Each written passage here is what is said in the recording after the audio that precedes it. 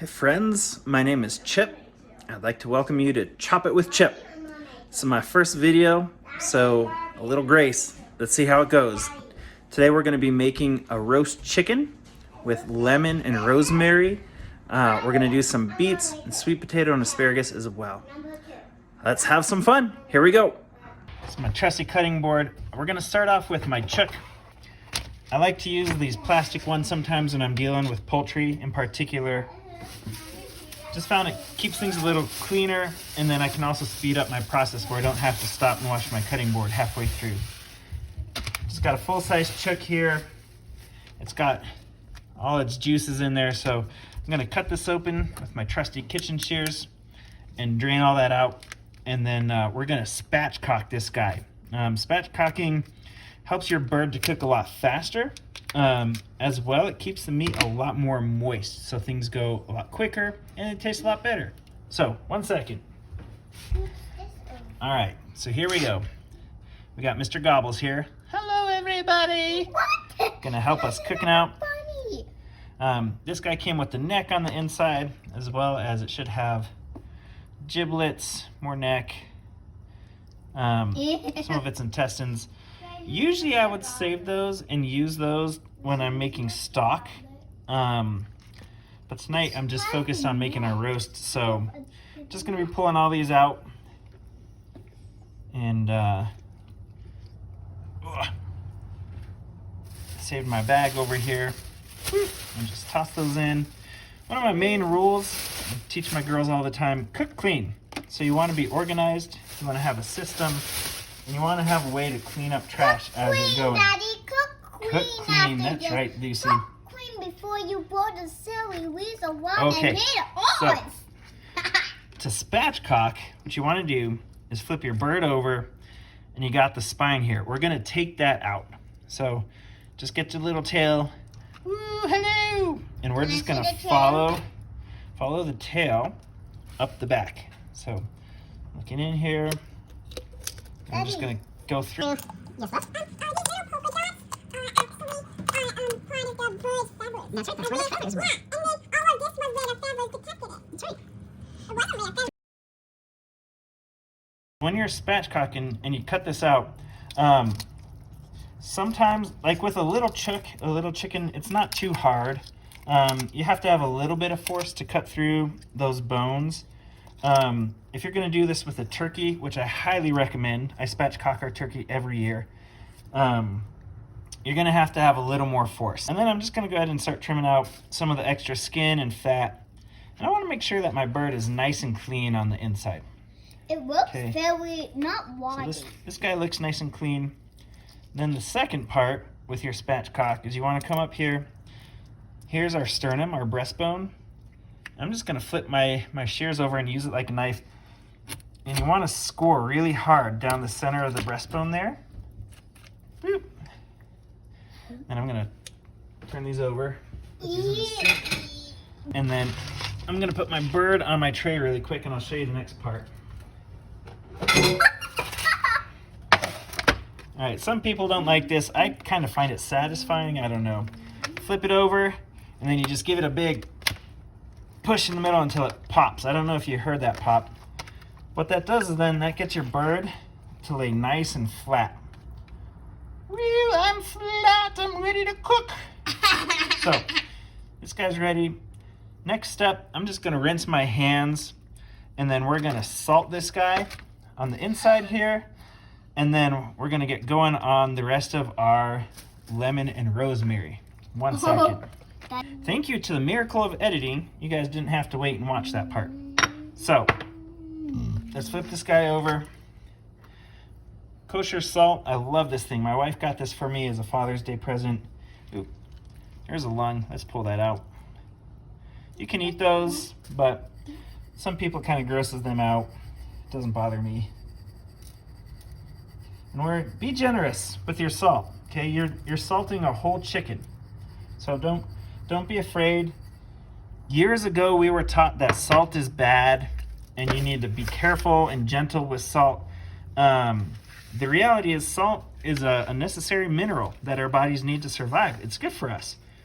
What we really need to be careful with and cut back on is sugar.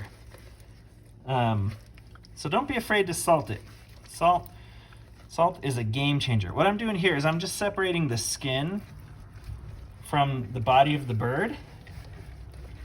So that way I can throw some more salt up in here. And get those breasts nice and salted down. And then also in a minute, that's where we're gonna be putting some of our lemon and rosemary. So, again,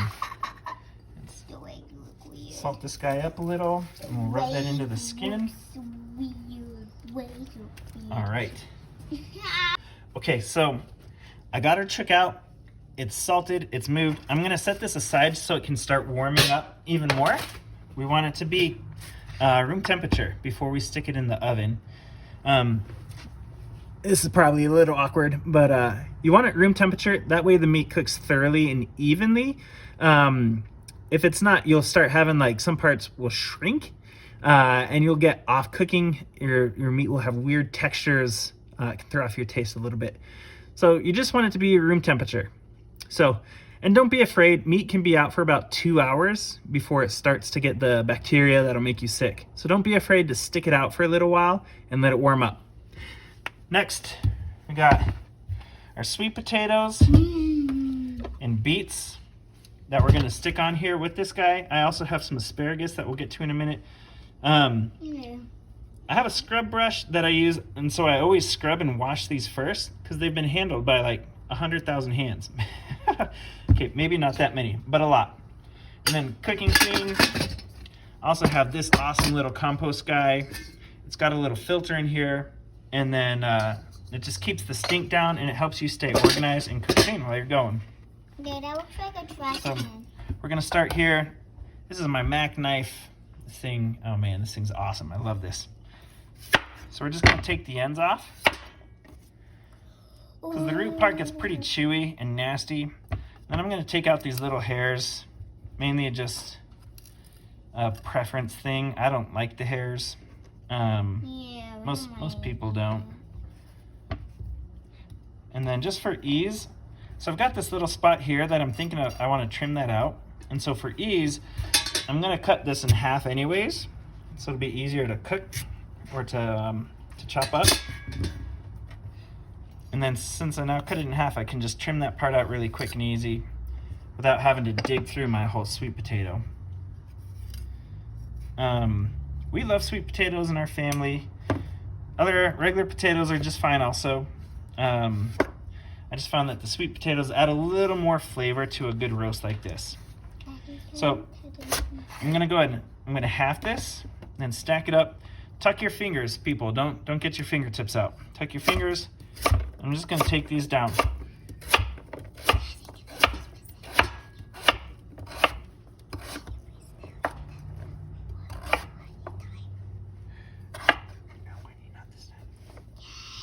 Okay, so I got my little pile, and then Wait,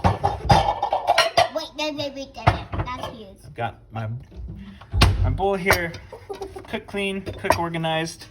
I'm gonna throw all these in here, and eventually what's gonna happen is all my food's gonna end up in here except for my chicken. I'm gonna cover that with olive oil and salt and some spices, rosemary, herbs. All right, so we're just gonna take these down. What I'm looking for is about a 1/4 inch thick. That's enough to let it cook and start to get a little bit caramely, but not so small that it gets soft and kind of loses its texture and its place. This is really fun. It took me years to be able to break down a sweet potato really fast. Is a really steep learning curve and a hard learning curve.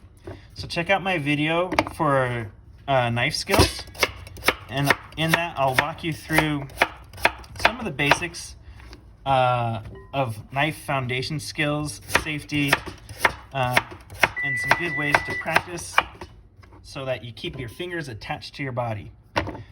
Speaking from experience, I almost chopped my finger off a couple years ago. So you want to take it seriously. These things are sharp, and they will bite you if you don't respect them. So be safe. All right, got our beets here. I'm gonna trim about right here on the stem. Take that off, I'll sit it flat. And then our beet reds, we're gonna actually use these guys. So I'm gonna take off the greens because they'll wilt pretty bad. I already washed all of these also. Beets especially, you wanna give a really, really good scrub because they usually come pretty dirty. Yes, because they're in the ground a lot of times and they're moist. That's right, because they came out of the ground. And they're very moist. I'm just gonna toss those in. This, you know, I've got a ton of these beet reds anyways, and that doesn't look great. Greens in particular, we're gonna keep. Oh. So here's our beet greens. These ones are huge. We're gonna keep these, and we're gonna actually saute these greens in a little bit, and we'll serve those with our dinner. So we just chop these and break these up. So I'm done, honey. All right, keep it clean, folks. All right, so here we go. Now we're gonna line these up. This is a pretty big line, so I'm gonna half it, bring these here, bunch them together, tuck my fingers, and I'm gonna break these down about half inches. Daddy, look at my face. Oh, nice. Oh, I'm sorry.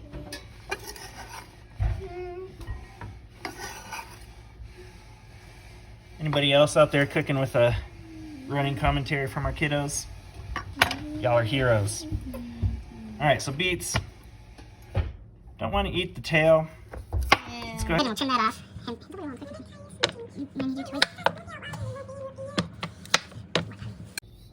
So beets, when you're trying to cut something that rolls, I can, but a lot of times I'll half it, and then I'll go ahead, and again, I'm looking for quarters. When things roll, it's an easy way to end up chopping your fingers. Honey, those are sweet potatoes. Oh, that's sweet potatoes. I love beets. The sweet potatoes. And here we go. Because that's really yummy. They are really yummy, aren't they? Okay, when they're thick, again, I halved it. Now I'm going to quarter this. But just hold them together. Part of quick cooking is cooking efficiently. So rather than, oop, that guy was going to be big. And then this one, it's a little hard. I could take the minute to hold it and precisely cut through it. Or I could just go ahead and cut it into a couple of little strips like that. It's not going to hurt anything, and it'll be a fun little treat for the kids to find when they're eating in a minute. All right. Now we got our huge bowl full of all sorts of goodness. We're going to olive oil this up. Don't be afraid to get some oil in there. Fat's going to help it all crisp up and cook really nice. And then also, I'm going to go here. So this is just sea salt. I used kosher salt on the bird. I like using sea salt with my root veggies when I roast them like this. Just gives a little bit more of that satisfying salt flavor. I cook more by feel than measuring, but that was about a tablespoon. And here we've got some organic rosemary. I'm gonna go light on this, about a teaspoon, maybe a teaspoon and a half, because I'm gonna have more rosemary in the chicken. And so I don't want to overwhelm our palates with rosemary. It can be a really strong flavor. And as well, our next one, we got just some thyme. This one, I'm going to do about a tablespoon. And get this in here. Maybe a tablespoon and a teaspoon. Why not? Let's have some big, bold flavors. And we're going to mix this all together.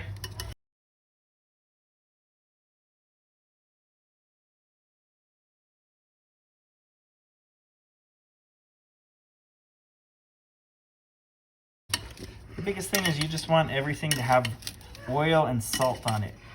Those are going to be our two main flavor drivers for us. All right, there we go. So, bring back Chucky. And then I'm just gonna kind of dump these on right now, and they're gonna spread around. And then in a second, I'm gonna put a few of these under the bird. You don't want too many under the bird, because one of the things that's gonna really help it cook well is its contact with the baking tray, the sheet that it's on. And if it gets to be a little too full, we can always just do a second tray with our other root veggies. Which I think that's where we're gonna land, actually. These are a couple too many. Okay, now, as promised, lemon rosemary chicken. So, important, when you take yours, you wanna make sure you peel off your stickers. I also scrubbed and washed these really well because they're going inside our bird. So, let's chop these up and let's jam them in.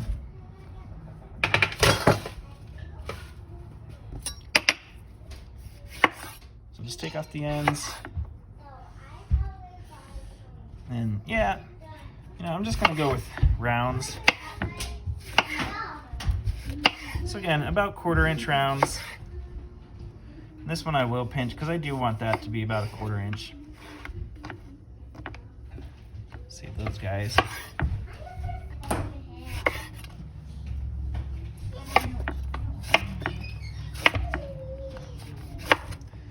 So we'll chop these all down.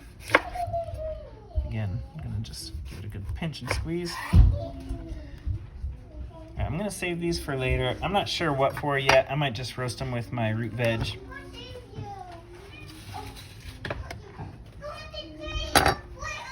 And bring this back and start jamming. So again, we're gonna lift up our skin. We're gonna just jam these in there. So this is just a reality, folks. Cooking with kids, there's gonna be screaming, there's gonna be crying. You'll probably hear lots of that as I make more of these videos, but that's okay. I believe God gave us emotions, and crying is one of those. No shame in that. All right, so keep jamming these up in there. If you remember, I already jammed the salt up in here. So big thing is just to remember, get dirty. Get your hands in there. Don't be afraid to touch your chicken. We're here to have fun. I think our food tastes better when we have fun making it, and so just have fun. All right, so we got a bunch of these jammed in there. The rest of these, I'm just gonna kind of throw here on top of our root veg. Get some extra flavor in there. All right, as I said, a few too many of these on the tray here. So let's clean those off. All right, so here we got our chuck, our goods. And then I'm gonna just top this with a good bit of rosemary. Top it in there. And as well, I'm just gonna take I don't know, that's not even a tablespoon. I'm just gonna get that jammed up in here too. Start sharing all that flavor around up in there. All right, there we go. Now we're gonna put this in the oven. I got it at 350, and we're gonna go for an hour and see how things are going in an hour. All right, so we've got a few leftover veg. So I'm just gonna take our other tray here, our leftover veg, throw those on there. As promised, I also said we're gonna do asparagus. So get our veg on here. And then I'm gonna throw the asparagus on this also. So with your asparagus, I wash these two. I just think about how many hands have touched your food before you start cooking it. So that's why I always wash it. So break the stems, that's the woody part. So just kind of grab it and bend till it pops. Some people say just cut off the bottom inch. I've tried that plenty of times and I always end up with woody stems when I do that. So it can feel like you're throwing away a lot of stuff, which is why usually I'll do a stalk as well when I do a roast. Because all this stuff that's going in my compost here is great to throw in for making your homemade stock. Added bonus, make your homemade stock, save yourself a ton of money. Just give you some good snaps.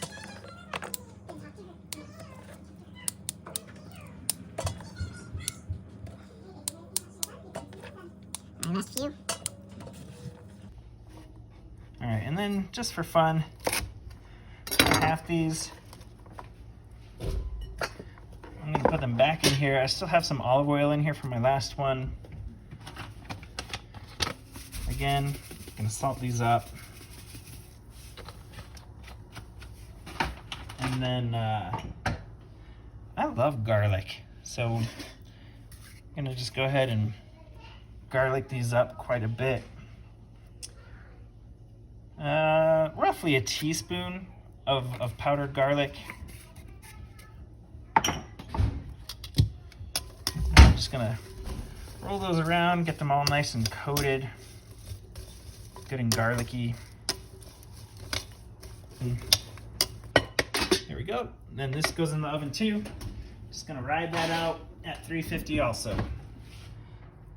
Okay, so checking my clock. I'm gonna come back in an hour and check this out. In the meantime, we've got our greens just sitting here. I'm gonna look through these and I'm gonna either cut off or tear off any parts that have kind of the green slimy stuff that you just doesn't look good, doesn't taste good. If it's really green and slimy, it can have E. coli on it. And then also, I want to feel every leaf because sometimes you get the really fine sand grit on these, and just it hurts the teeth when you chew on that. And also, I'm gonna stack ours. I'm gonna do a technique called a chiffonade. I'll teach you guys that in a second here.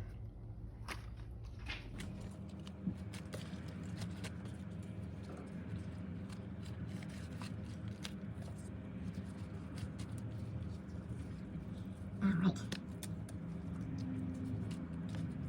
So open these all up. Oop, I'm gonna take the bottom half off. And it might look like a ton of leaves. Oop, that's dirty, so let's just throw that away. But when you cook these, they're gonna cook down super small. So don't be afraid if you feel like it's a huge pile. Then go ahead, start at the top and roll it down. And you might have to snap some, guys. And then I'm gonna half this. And then I'm gonna do big ribbons. Just kind of keep cutting down. And what it does is it gives you these nice ribbony pieces.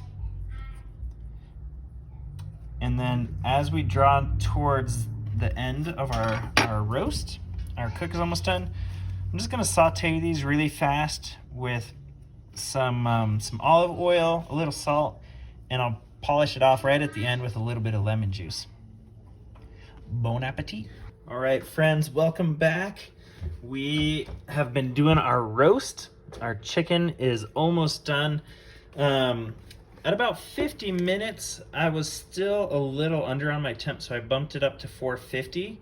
And then I've had that going for about 20 minutes now. It does two things. One, it helps me finish and get our cooking going. And then two, that also just brings a little extra crisp and caramelization with some of our stuff.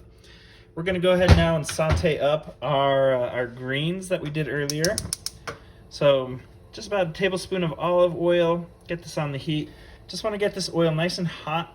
You want to see it'll be starting to ripple is what I'm really looking for. So with this pan, it's really thin, so it gets up to temperature really quick. That's why I love this one. I can really get a lot of heat pushing into what I'm cooking on here, which sometimes you just need a lot of heat pretty fast. So speaking of which, there it goes. We're starting to get a ripple. So in with these guys. And this doesn't take very long. It just needs a minute. And what I'm really going to be looking for is a color change in the leaves. They're going to go dark green. If you take them too long, they start to get really soft and soggy. And nobody likes that. So we're just going to kind of give these a bit. Instead of like a wooden spoon, I'm going to use my tongs so that I can pull the leaves apart while I'm cooking these here. And then pinch of salt. We don't need to go too crazy with the salt. As you can see, they're already getting their color pretty quick. Here we go. And then just a little bit of lemon juice. And that's going to tie it together with the rest of our dish. And it just adds a nice little hit of acidity and flavor. So there you go. So that was what, about 30 seconds? Give that just a quick little stir, and then I'm gonna remove this. I'll put this in a bowl and it'll be done. All right, thanks. All right, friends, I just took out our bird and I wanted to show you the final product. There we go. And just as always temp check here.